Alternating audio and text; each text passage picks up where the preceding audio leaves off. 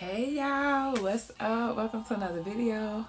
I know every time I turn my camera on, I end up in my hair, y'all. I can't help it. I just don't know. It's like the camera cut on and I see myself for the first time and I'm like, girl, you is alright with them natural edges.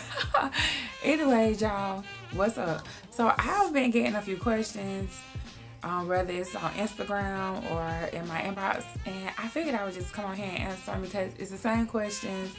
And what's really odd is that I had a video based off of what I'm about to talk about today, but I'm gonna talk about it again, and I guess I'm gonna just change the title to something similar but not the same, because I guess I'm just not like the people that's asking me this question haven't seen that video clearly. So anyways, this is about surgical tech. How many minutes we got? Okay, this is about the surgical tech salary, pay factors. Is surgical tech a good, do you make good money with surgical tech? Like, let me just kind of help y'all with this answer. Okay, the first thing is, I don't know what's good money to you. You know what I'm saying? Anything over $20, to me that's okay. $20 is okay money to me. $20 to somebody else might be great money. $12 might be great, but it just depends on your lifestyle and what you consider to be good. Some people think $20 ain't enough, but this is what I'm gonna tell you. It's not about how much money you make, it's about what you do with it. A lot of people, including myself, live paycheck to paycheck. Well, I try not to live like that anymore, but some months things fall the way they fall and it is what it is. But if you invest in your money into things that's giving you a higher return than the money that you putting in, then you winning. So you might be making $12 an hour and the person making $35 an hour blowing their money on, silly stuff. So who's winning? You know what I'm saying? So it's kind of up to you how what you think is good money. You have to kind of look at what you need and things like that. So for me, I have embarked on going down this journey of living a lot more sustainable and trying to reduce my footprint on this earth. And I am not fully sustainable, but I'm working on it. Like, you guys, I almost went to the extreme of like, I would buy an RV or like not a townhome, but a van, camper van or something like that, and live out of that. But the problem is, I just want a piece of land because then I feel like I can, work the land and things like that. So my take on life and what I need might not be what yours is. You know what I'm saying? Like, I don't really buy things. I don't know how to say. I don't spend I do my hair, my lipstick probably costs $2. I do get my nails done occasionally. I don't really spend a lot of money on frivolous things. Like, that doesn't excite me. So that's why it's kind of hard for me to say whether or not surgical tech is good money. Also, how I look at my surgical tech career is it is stable. Whether or not you full-time, PRN, part-time, whatever, I can always find a job. Even if I leave the field and come back, like, you will always get a job as a surgical tech. I met a lady, she hasn't been scrubbing in over 10 years. And she decided that she needed to change in her lifestyle. And she decided to go back to the OR. And she got a job. You know what I'm saying? So you have to understand that, why you asking that question, in the first place, what's good money to you? Now that we got past you determining what's good money to you and living how you need to live so you can be happy. Because to me, like I say, buying frivolous things don't make me happy. At the end of the month, if I got an extra $600, I'm happy because I can then maybe invest that into other things that's going to give me a larger return than that $600. To me, that's like nuggets, like finding little gold treasures and stuff. Even when I used to like coupon, I thought that was the most coolest thing in the world because I figured out the system to where I could get things for less. You know what I'm saying? And so even like on things like toilet tissue and like pads and stuff for women it's still, you have to pay taxes on it. I know I'm all like in another subject, but toilet tissue and sanitary napkins and pads and stuff, that for women, that's a necessity.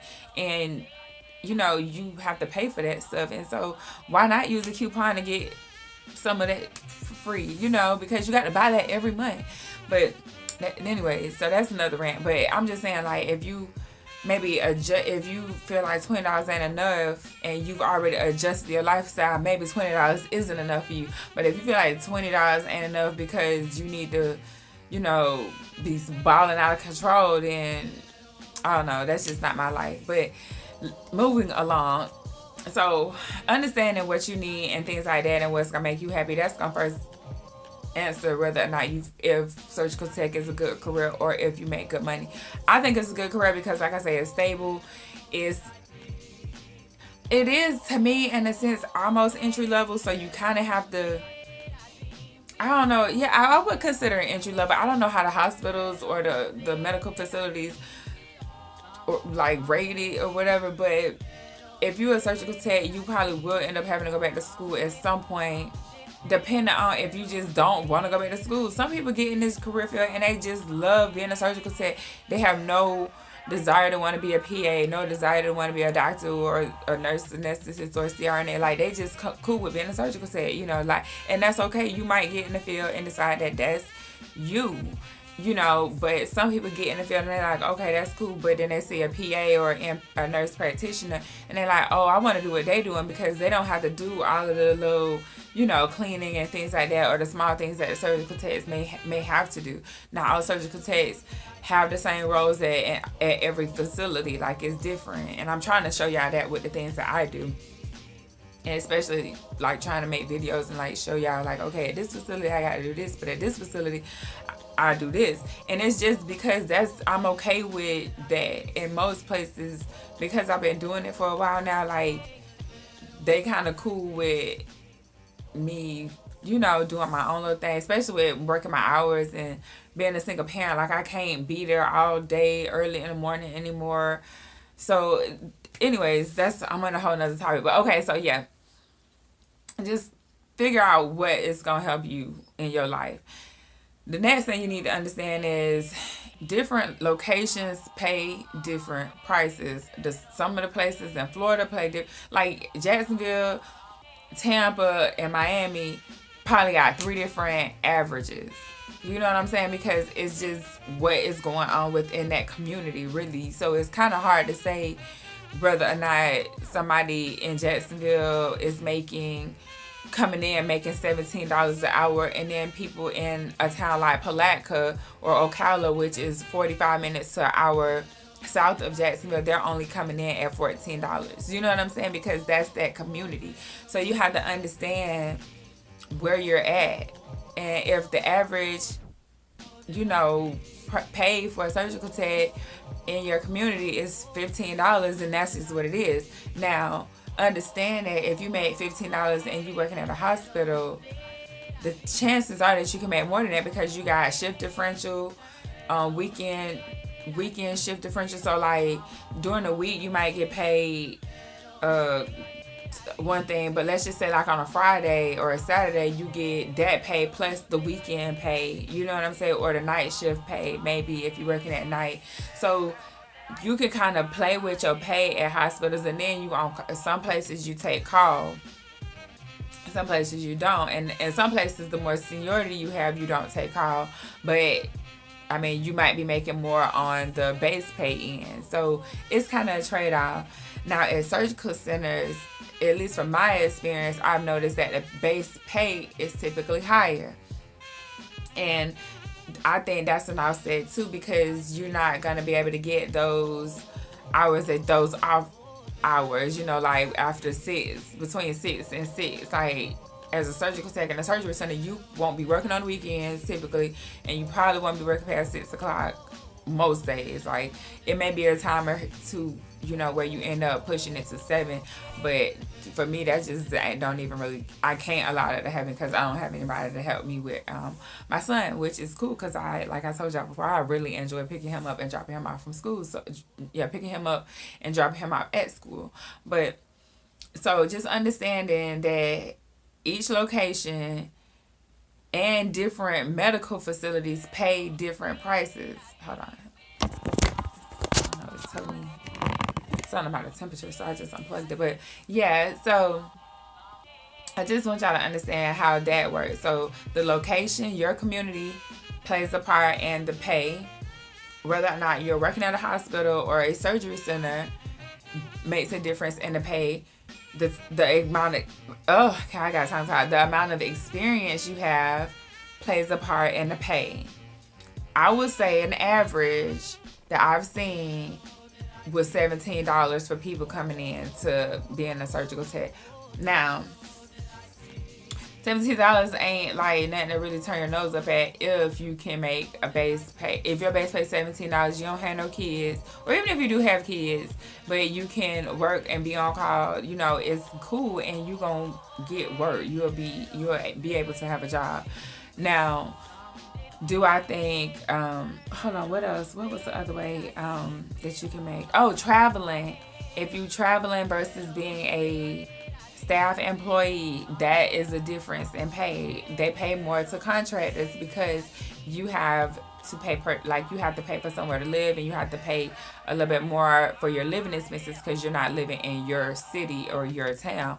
So if you are able to travel, like if you got bigger kids or if you have no kids or things like that, then traveling, you will make more money than a person that is not traveling.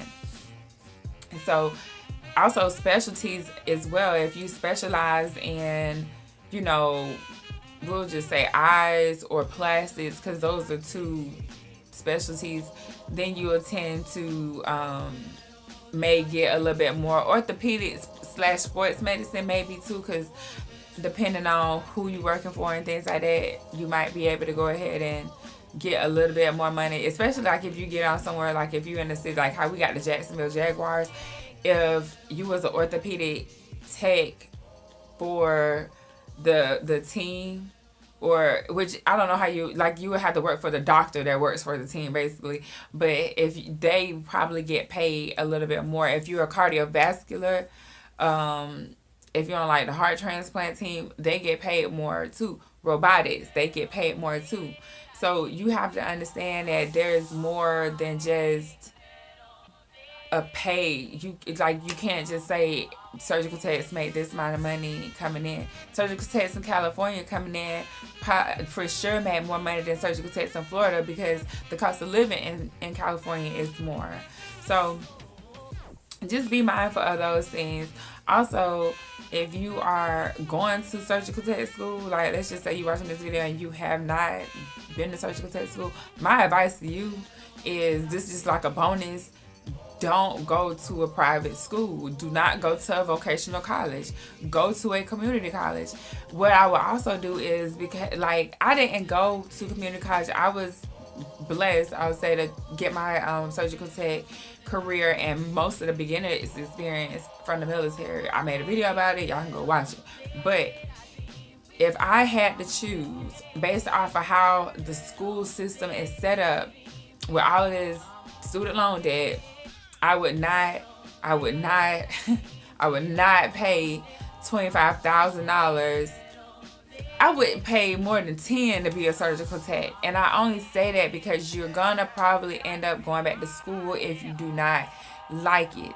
You know what I'm saying? And the only way you'll really honestly know if you like being a surgical tech is to be a surgical tech. That's with anything in life. The only way you're gonna know whether or not you like tuna fish is to try tuna fish. You're not gonna know if you like tuna fish just because it smells a certain way. I don't like how tuna fish smell, but I love tuna fish, and I don't really care for fish. Is that weird or not? But that's why I use that analogy. But I hope y'all understand what I'm saying. Like, just don't pay those private school, vocational school prices. Go to a community college. This is what you could do too, because you can club a lot of your entry level college courses on places like study.com. I'll leave a link to it below if y'all need to, go there and don't know what I'm talking about. But study.com is the website that allows you to clip out of the first 2 years of prerequisites. And then the only thing is you won't how I think it's still structured, because I took a couple of their courses and it was structured. You just get a pass or fail grade, which may basically be equivalent to like a C. So some places just convert it to a C, and some people just be like, okay, course completed, basically. But you can go on there and you can take the courses. You can also go to, let's just say, your community college and see what the prerequisites are for surgical technology. They're public. It's on the school's most community colleges websites. You can go to the program and you can look at the prerequisites. Look at the prerequisites. Go over to study.com and take the prerequisites. I say study.com because it's $200. You can pay $200 and take 2 courses within 1 month. It's self-paced. Everything is just like an online college. It has a syllabus, it has an outline, and it's all on your computer. You take a quiz that's on your computer at your house in a secure room where nobody, like they scan the video after you've taken the course or whatever. And so you take the course, and then you do that until you get done with the prerequisites, and then go to community college. That's what I would do. Honestly, guys, like, I just see so many people in so much debt that it's just like, don't. Because once you get into that kind of like double digits debt, like, it's real, guys. And if you're making money, like entry level money, like I was saying, even coming in at $17 an hour, and you got like $20-something thousand, $30-something thousand in student loan debt, you're gonna be struggling. You know what I'm saying? It's gonna take you back to the beginning of my video where I'm telling you, like, to maybe do some rearranging of your lifestyle so you cannot have to pay so much money. Like, student loan debt, not all debt is bad debt. Let's just say that. So if you can borrow the money from somebody that's not a bank, then do that. If you want to go to vocational college and just pay cash to the school, just pay the school out of pocket, get whatever grants and stuff you can.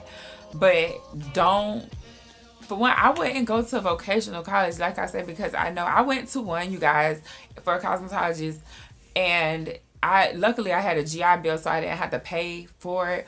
But it was $25,000 to be a cosmetologist, $27,000 to be a cosmetologist. People was getting that 27 plus more money to live, because cosmetology school, you went from 9 to 5 full time, and then you working basically at the school until you get done with it. But it's the same thing with surgical techs and any other vocational trade that you would go to a trade that you would go to a vocational school for. Just avoid that by all means. So because that will play a part in your bottom line when you're working. You're gonna have to pay this money back, and paying $50 a month ain't gonna cut it. Like, you're gonna have to make bigger dents in that. Now, if you just don't have no options and you feel like, yeah, but I don't have $200 every month to pay, and the school got a waiting list and all that, by all means, do what you feel like you need to do. I just don't feel like paying 20 something. I don't feel like it's worth that much student loan debt. You know what I'm saying? That's just what I feel. I feel like if you're gonna go in debt with a community college, at least at the minimum, it won't be as much, to get the certification or the degree that you're trying to get. So anyways, you guys, I was trying to make this video like 10 minutes for real, and it's at 18, so I'm about to get off. But I just wanted to talk to you guys about really the whole pay situation, because people always want to know, do surgical techs make good money? How much money does surgical techs make? What surgical tech pay? Like, y'all, that's kind of really hard to say. Is you might meet somebody making $35 an hour, but they working all day. They have no life. Like, nah, I need to be able to go home and walk around in my garden and fix my son breakfast, and then not that I need to be to work at like 10 o'clock or anything like that, but it's nice to have that morning time, and not be rushing, and then you get to come home and chill and relax instead of being like super tired. Like, it's really a work-life balance that needs to be created, because surgical tech will suck you in, and just that whole world. If you're working at a hospital, it don't even matter. It's just that it's just constant grind mode and putting out fires and thinking it's always problem solving, it's always critical thinking. So that in itself is draining. And so you kind of have to make sure you're not in that mind state, all the time. You need to kind of come out of that and relax and wind down and just enjoy life. Just sit back and smell the grass. Like I really enjoy fresh grass. My neighbor cut the grass so I can smell it. I really enjoy things like that. But I just want y'all to know, like it's more ways too to make money. So don't just feel like, oh, if I'm a surgical tech, then I can only make this amount of money. Like I said at the beginning of the video, it's not how much money you make, it's what you do with the money.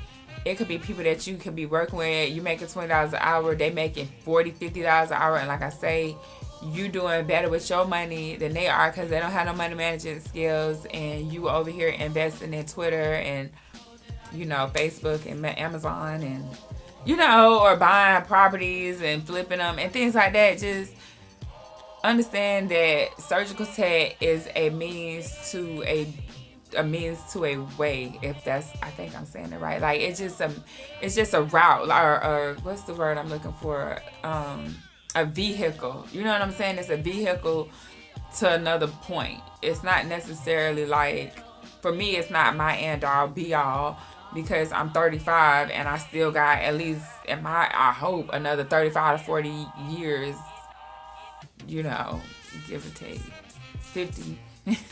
I don't care. I just want to be here a lot longer. And so I still feel like I'm fairly young.